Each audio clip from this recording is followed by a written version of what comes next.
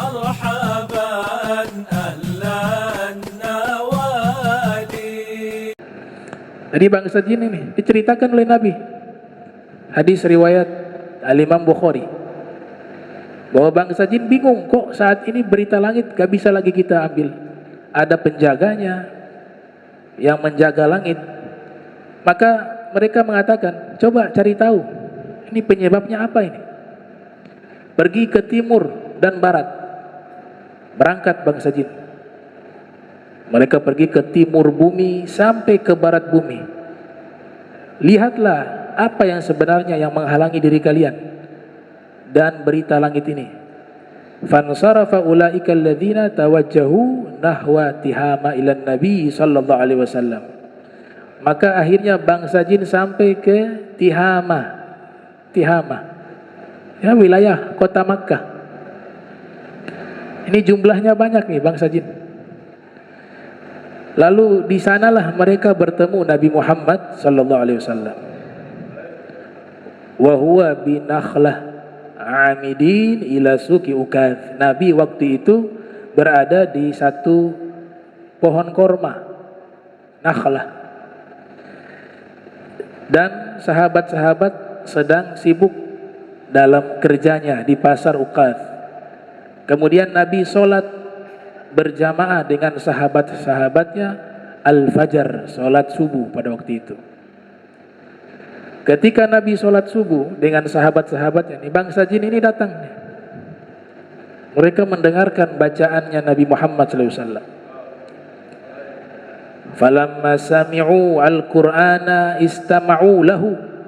Tatkala mereka mendengar Al-Quran, mereka mendengar dengan serius Al-Quran yang dibacakan oleh Nabi Muhammad sallallahu alaihi wasallam. Lalu setelah itu mereka mengatakan, hadza wallahi alladzi hala bainakum wa baina khabaris sama. Demi Allah, inilah orang yang menyebabkan kami bangsa jin terhalang mendapatkan berita langit. Nah, jadi mereka tahu ini sebabnya ini karena adanya Nabi Muhammad sallallahu alaihi wasallam. Fahunalika hina raja'u ila qaumihim. Maka saat itu juga di sana mereka pun kembali menemui kaum mereka, kaum dari bangsa jin. Wa qalu ya qaumana inna sami'na qur'ana ajaba yahdi ilal rusdi fa amanna bihi wa lan nusyrika bi rabbina ahada. Mereka mengatakan, sesungguhnya kami telah mendengar bacaan Al-Quran yang luar biasa, yang membawa petunjuk atau membimbing kami kepada petunjuk, maka kami beriman dengannya dan kami tidak akan menyekutukan pencipta kami dengan sesuatu apapun. Itu pernyataan bangsa jin ketika mendengar Nabi Muhammad SAW membaca Al-Quran. Mereka mendengarnya. Nah, surat jin ini turun saat itu juga. Dalam satu riwayat dalam kitab Asbabun Nuzul, ya, karangan Al-Wahidi Naisabur, juga Lubabun Nukul fi Asbabin Nuzul karya Al-Imam Suyuti yang lahir tahun 849 Hijriah, wafat 911 Hijriah. Datang bangsa jin menemui Nabi. Kemudian turunlah surat jin di tempat tersebut. Inna ya kul uhiya ilayya annahu istama'a nafarun minal jinni faqalu inna sami'na qur'ana ajaba yahdi ilal rusydi fa'amanna bihi wa lan nusyrika bi rabbina ahada wa annahu ta'ala jaddu rabbina mattakhadha sahibatan wala walada ila akhir surah wa ilal akhir ayah. Turun di situ wahyu. Nah, tempat itu yang saat ini dijadikan masjid jin, ya, dijadikan namanya masjid jin yang ada di kota Makkah. Nah, datang ini bangsa jin, mereka mengatakan kalau engkau seorang nabi, jadi nabi komunikasi dengan mereka. Kalau engkau seorang nabi, kata bangsa jin, tolong kasih buktikan satu mukjizat biar kami percaya engkau seorang nabi.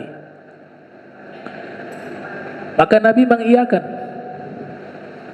Bahkan Nabi bertanya, kalian mau mukjizat apa? Kata Nabi.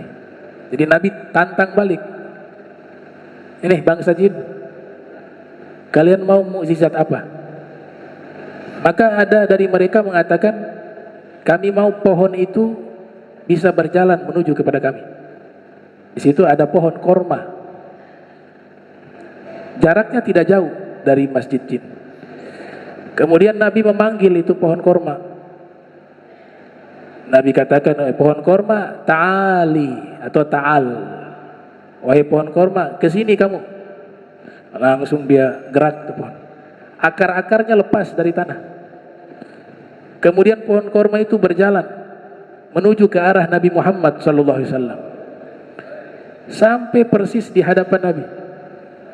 Kemudian Nabi dialog dengan pohon korma, bicara. Kalau Nabi Sulaiman berbicara bahasa hewan, Nabi bahasa pohon pun bisa. Bicara dengan pohon korma, bicara. Selesai bicara, Nabi tanya, gimana, sudah lihat? Ini bangsa jin. Mereka mengatakan, ya, kami beriman, engkau seorang Nabi. Baik. Kemudian Nabi perintahkan pohon ini balik lagi ke tempat semula. Jalan lagi itu pohon ke tempat semula di mana dia berada. Dia masuk lagi dengan akar-akarnya ke tanah. Kemudian berdirilah itu pohon. Nah, lokasi itu sekarang dibangun masjid, namanya Masjid Asy-Syajar, masjid pohon. Makanya jaraknya tidak jauh dengan masjid jin.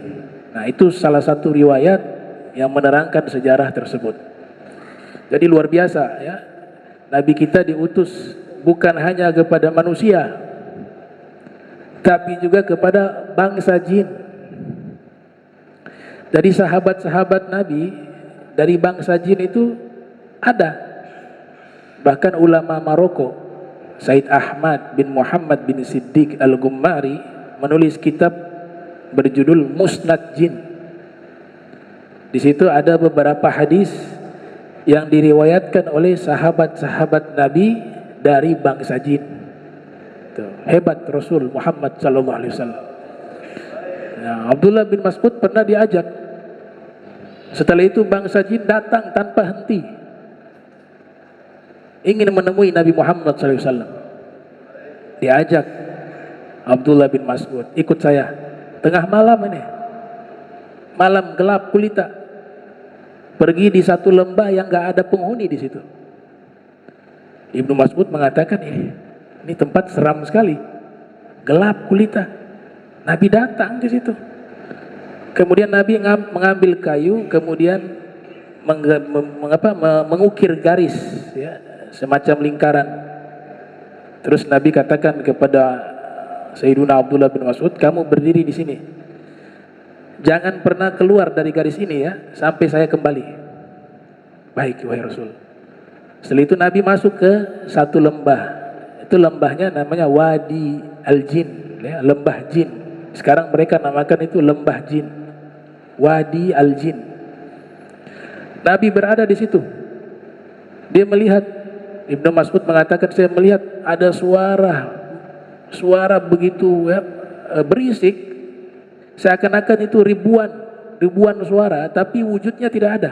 Yang ada hanya lintasan hitam. Bilang itu. Kemudian semua mengelilingi Nabi Muhammad SAW. Situ Nabi Islamkan bangsa jin satu persatu. Kemudian dia melihat di depannya ada satu makhluk lewat, sesosok seperti manusia, mendekati Ibnu Mas'ud, tapi gak bisa masuk ke lingkaran itu. Dikasih, ini ada ember, ada air, ada kurma. Fi riwayat air dan anggur. Kasih anggur, diterima. Nah, mau keluar, mau ngambil, ingat wasiat Nabi, jangan pernah keluar dari lingkaran itu. Wah, gak berani beliau tetap di situ. Lihat yang bawa tadi kurma atau anggur tadi, sudah hilang. Sampai kapan Nabi berada di tempat tersebut? Sampai dekat subuh. Setelah sudah mendekati waktu subuh, Nabi kembali. menghampiri Ibnu Mas'ud. Ibnu Mas'ud sudah ketakutan. Dia dengar suara tapi gak ada wujud. Kemudian Nabi katakan, "Ya Ibnu Mas'ud, ini apa ini?" Ada tadi dikasih oleh seseorang. Satu ember isinya anggur atau kurma. Kata Ibnu Mas'ud, "Oh, ini tadi malam ada yang bawa, wahai Rasul. Tapi habis itu saya lihat orangnya hilang." Kata Nabi, itu adalah ikhwanuk minal jin. Itu adalah saudaramu dari bangsa jin. Coba kamu lihat, isinya sudah bukan korma atau anggur. Ternyata dilihat batu kerikil, berubah. Kemudian Nabi katakan, jangan kalian beristinja dengan tulang, karena tulang itu adalah makanan saudara kalian dari bangsa jin, kata Rasul Muhammad sallallahu alaihi wasallam. Nah, ini menunjukkan dakwanya Nabi itu luas. Bahkan beberapa imam kita mengatakan Nabi itu ada bawa berkah kepada bangsa jin, kepada malaikat, kepada seluruh alam semesta. Wa ma arsalnaka illa rahmatan lil alamin. Al-Imam Syekh Badruddin bin Abdullah Asy-Syibli, beliau menulis satu kitab tentang alam jin, ya, membahas tentang alam jin dan bangsa jin, berjudul Akamul Marjan fi Ahkamil Jan. Kemudian disyarahi oleh Imam Suyuti berjudul Luqat, ya, Luqatul Marjan fi Ahkamil Jan, yang membahas tentang masalah-masalah jin. Nah, kitab ini bisa jadi rujukan untuk kita lebih paham siapa sih mereka bangsa jin, sejarahnya seperti apa, hukumnya bagaimana, dan seterusnya dibahas dalam kitab-kitab tersebut. Baik. Mu'tazilah, kelompok Mu'tazilah mengingkari adanya bangsa jin. Jadi jin itu manusia. Mereka gak percaya bangsa jin yang sebagaimana kita yakini. Kalau kita ahli sunnah wal jamaah meyakini bahwa ada makhluk selain manusia yang memang tidak terlihat oleh mata, tapi keberadaannya ada. Makhluk itu dinamakan bangsa jin. Ya, disebutkan oleh para ulama bantahan-bantahan tersebut. Ya, kalau dapat satu informasi bahwa jin itu tidak ada, itu adalah pemahaman teologi dari kelompok Mu'tazilah yang memang mereka mengingkari adanya bangsa jin. Kemudian ketika bangsa jin mendengar bacaan Al-Quran Nabi Muhammad sallallahu alaihi wasallam, mereka mengatakan bahwa wa inna ma uhiya ilaihi qaulul jin. Nah, sesungguhnya diwahyukan kepadanya qaulul jin, ucapan bangsa jin. Jadi ketika bangsa jin itu bertemu dengan Nabi Muhammad sallallahu alaihi wasallam, kan mereka mendengar Nabi sedang membaca Al-Quran. Akhirnya mereka mengatakan, qul uhiya ilayya annahu istama'a nafarun minal jin faqalu inna sami'na qur'anan ajaba yahdi ilal rusdi fa'amanna bihi walan nusyrika birabbina ahada. Ini adalah ucapan bangsa jin. Jadi bangsa jin berbicara ketika mendengar Nabi membaca Al-Quran. Kemudian Allah turunkan wahyu merekam pembicaraan bangsa jin. Jadilah mukaddimah surat jin, gitu. Makanya isinya itu adalah apa? Satu pengakuan dari bangsa jin bahwa ini adalah Al-Quran, wahyu, dan yang membaca ini adalah seorang nabi. Semuanya beriman, sampai dikatakan satu jazirah Arab bangsa jin itu semua beriman kepada Nabi Muhammad SAW. Makanya sahabat Nabi kalau dari bangsa jin mungkin masih ada yang hidup karena umurnya kan panjang. Ya, dalam kitab tadi Akamul Marjan mengatakan bahwa bangsa jin itu diberikan kelebihan oleh Allah, diantaranya umurnya panjang. Umurnya panjang, bisa hampir ribuan tahun, gitu. Kemudian ada pendapat bahwa nanti surga itu dua, ada surga untuk manusia, ada surga untuk bangsa jin. Bangsa jin yang beriman masuk surga. Itu dikatakan wa anna minnal muslimun wa minnal qasitun faman aslama faulaika taharraw rasyada wa ammal qasituna fakanu li jahannama hataba. Sebagian kami muslim, kata bangsa jin, tapi sebagian lainnya dari kami mereka tidak beragama Islam.